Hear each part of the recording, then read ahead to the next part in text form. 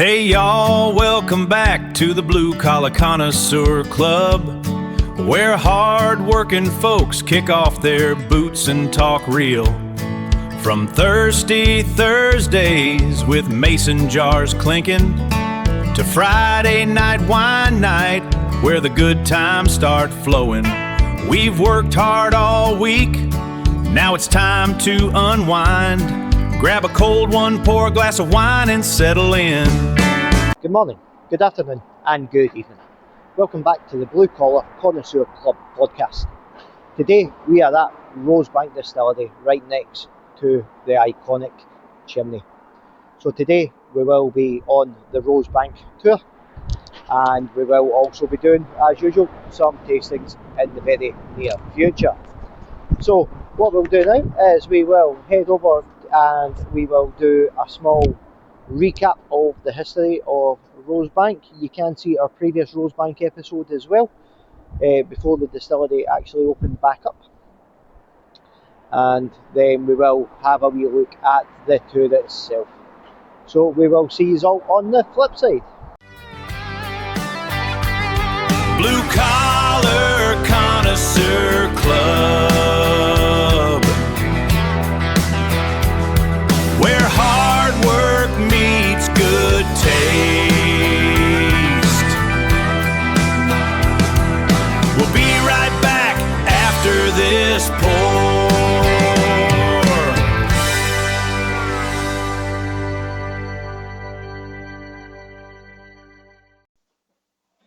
Hi guys, welcome back to the history part of our episode.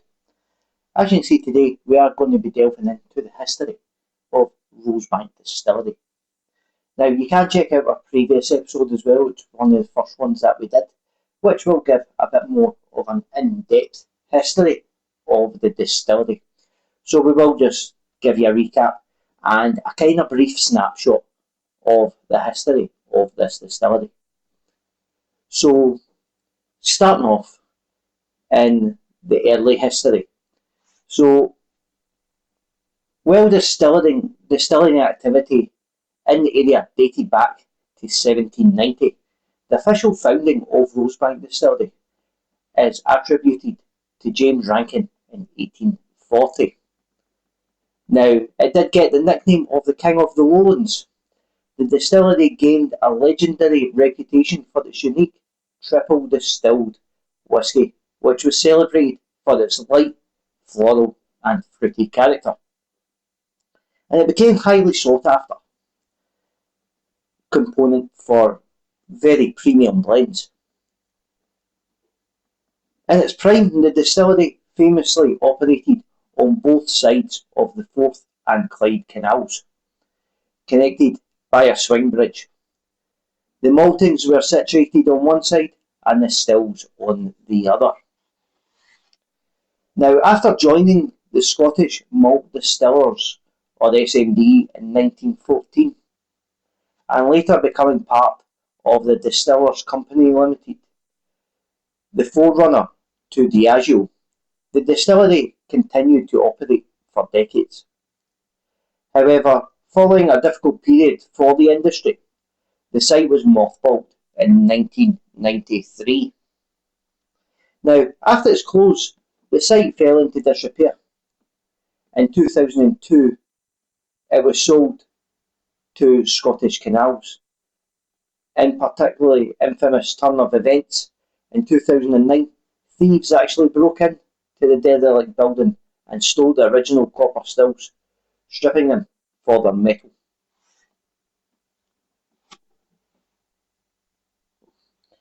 Now, from 2017 up to the present day, which is where we will see the tour.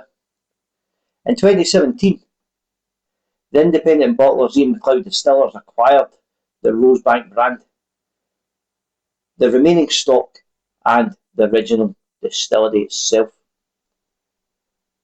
Now, this included the site with the intent to restore it to its former glory. Now, a massive multi-year restoration project was undertaken to merge the historic Victorian brickwork with new state-of-the-art facilities. The project included replacing the original stills using salvage blueprints to ensure the new spirit matched the historical profile as closely as possible. Production officially restarted in 2023, and the distillery opened its doors to the public for tours in June the 7th, 2024. Now today, Rosebank stands as a symbol of the revival of the lowland whisky region, operating once again as a functional distillery and a tourist destination that honours the heritage by returning the original features like the old mill and iconic chimney stack. Now, tours do run very frequently at Rosebank, so it is definitely worth a shot, as you will see when we go on to the tour section of the podcast. So we do hope that you do enjoy that section, and we will see you back in here very shortly after that for some tastings as well.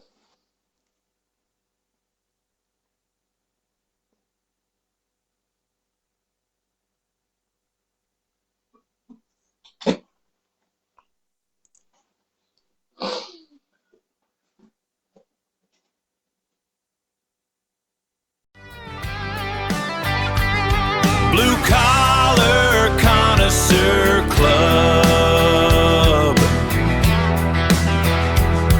where hard work meets good taste. We'll be right back after this pour.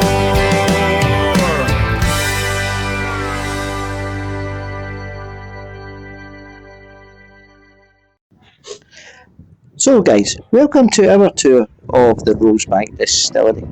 So there is ample parking in this very well presented two-storey car park, which we managed to get parked on the ground floor. Now there's a short walk round the side of the distillery towards the iconic main chimney, which forms part of the entrance down towards the distillery reception itself. So they have got a nice modern facade and kept the original chimney with the original dated of 1840 on the chimney, and added on some new Rosebank branding and gave it a nice good clean up. So as you do walk past the original chimney, you will then proceed underneath a lot of the main distillery itself, which is a very nice bright spacious walkway down towards the main reception, which then also the walkway takes you right out the other side down towards the canal, which is always nice, but there's plenty to look at round about the outside of the distillery as well. Ian McLeod's have done very well with the landscaping around the premises. Now inside you'll see there will be a very large mix of modern and rustic elements, as well as some of the old barrels, a lot of glass, and they've tried to kind of mix it with kind of modern industrial and still keeping a lot of the old heritage.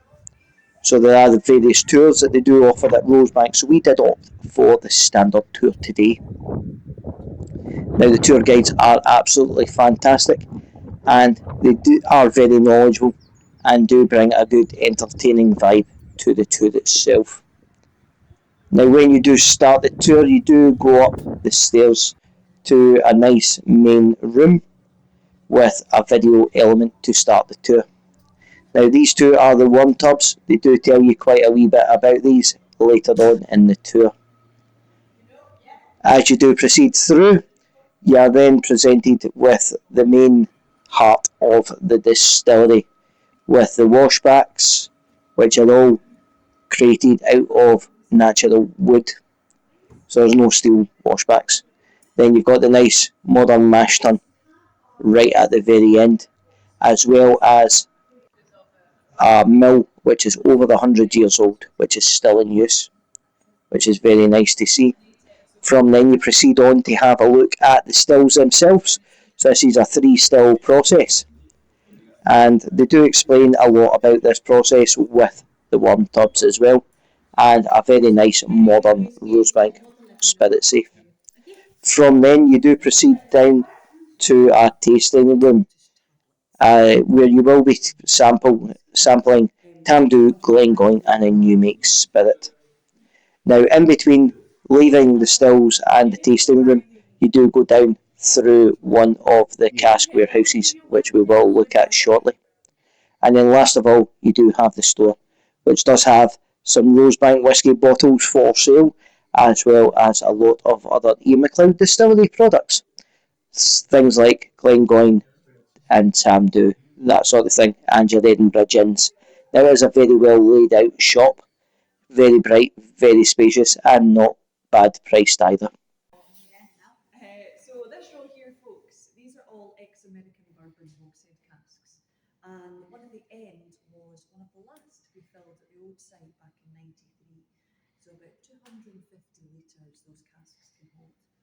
And when it comes to American oak, you're going to expect lots of sweeter notes like caramel, vanilla, and toffee. Love a bourbon cask. And this row here, so twice the size of the hoggies. These are called European sherry butts. And the one at the end is our oldest cask, 1989, that one. And because the wood is a lot more porous, you're going to be expecting kind of spicier, darker fruits. And that cask there, probably the most special out of the lot, that's a bourbon cask. It was the first one to be filled with our new make. And it was filled by our chairman here at Ian MacLeod Distillers. His name is Leonard Russell. He's actually up on the wall. Blue Collar Connoisseur Club, where hard work meets good taste.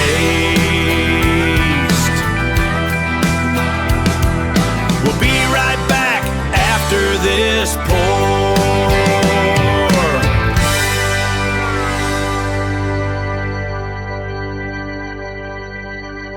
Right, guys, so we do hope that you did enjoy our little brief snapshot of the Rosebank Distillery tour.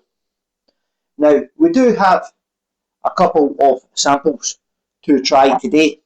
So we do have a sample of the Rosebank New Make Spirit, and we also have a very unique opportunity, which is a 1989 vintage of the original Rosebank recipe, which came from one of the last casks. So I believe this would have been a 31-year-old whisky when it was bottled, coming in at 47.6% ABV and signed by the distillery manager. Now, these were on sale as a distillery exclusive for going on the tour. So again, well worth the effort. So we will start off with the new make spirit, and then we will go on to the old stuff.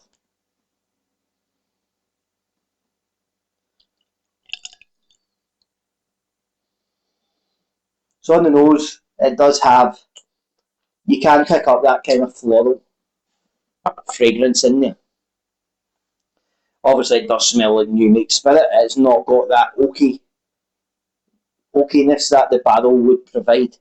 But again, as you can see, very clear if you can't see that on the camera.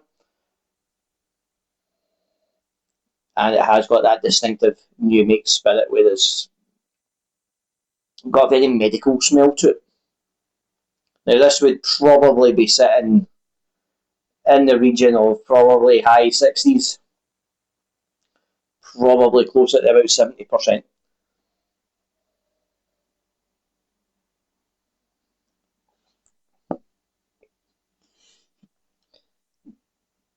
Now you can taste what it's going to be, so you do get that kind of start of the whisky flavour without the woody and the flavours that would come from the cask. It is very harsh and it is very, very burny, with it being obviously a unique. So again, that's not been in a cask at all. That's came out the still, put into kind of big blue drums, and then will have been either put in, more than likely put into small bottles for sale in the distillery as unique. And obviously the rest of that would then go into the casks to be aged for however long Rosebank have decided that they will age their whiskies. Which obviously, with it being Rosebank, you're not going to get that at 3, 5, or probably even 10 years. That will probably be pushing, I'm going to say, probably a minimum of 15 to 18 years probably before we do get a good batch of Rosebank whisky. So now on to the 1989 vintage. So like I say, this was a 31-year-old whisky. Now a full bottle of this, a 70 centilitre bottle, will set you back in the region of about £3,500. So just for this one measure, which is 25ml, you will probably be looking at in the region of probably about £120, £130 per measure. So undoubtedly probably one of the most expensive whiskies that I will ever try, especially sitting here in the comfort of my own home, without actually going on a special whisky experience to try it. So here we go. So this is a 31-year-old 1989 vintage Rosebank. So we do have a nice pale amber colour. Now on here we've got some, looking at the legs, we've got some nice kind of medium running thick legs with a nice bit of beading at the top, which you would expect from a whisky that is over 46%. And the legs are nice and brisk. Now that has got a very mature oak smell. You can really smell the wood in that, which is very pleasing on the nose. And as usual, you will pick up things like your hints of vanilla and your caramel.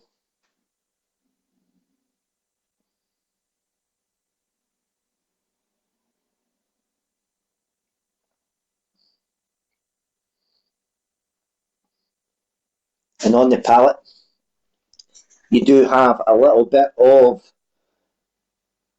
smokiness, just a tiny wee hint of smokiness, not very much, but I think that's probably just more off the charring on the wood over those years. And there is some candy, I'm getting some candied apples in there, and some nice fruity floral flavours, which is actually very, very pleasing. That is a really, really nice whisky to drink. £3,500, probably a wee bit too much gravy for my liking, but as a one-off, it is a very, very nice whisky. And if I had the money, definitely would sit and enjoy a bottle of that.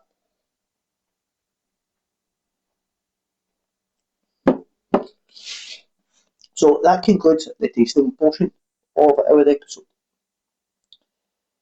Both these are obviously Rosebanks, and both these are very different ages.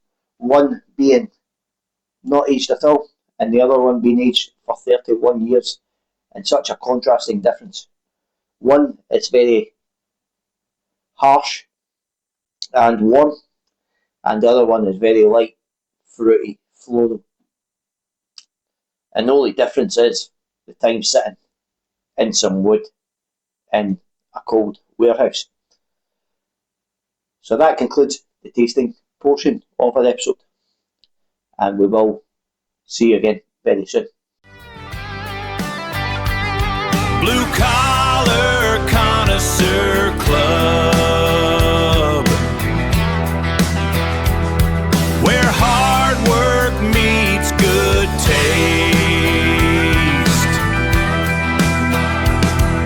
We'll be right back after this pour.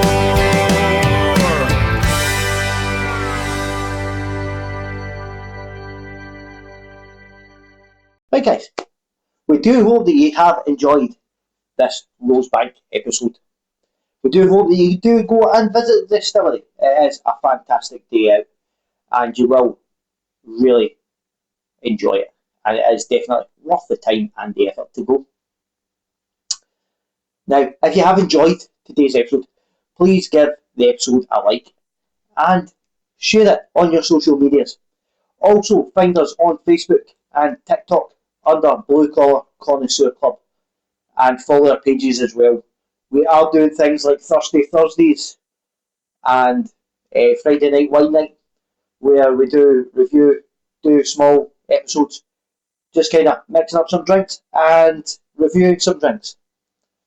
Everything comes together to form the one club, so we can do it without you guys, and we're wanting to try and get as many people involved as we can, get some recommendations on what we are going to do next, what you guys want to see, and also get your input on the social medias, and just create this as a full club or community to give you everything that you are looking for, whether it be for drink, travel, and days out with the family. So this is what we are here for, guys, and this is the aim of the podcast. So again, thank you very much. Highly recommend Rosebank Distillery as usual. It was fantastic. And be safe, and we will see you all on the next episode. Hey y'all, welcome back to the Blue Collar Connoisseur Club, where hard-working folks kick off their boots and talk real. From thirsty Thursdays with mason jars clinking, to Friday night wine night where the good times start flowing.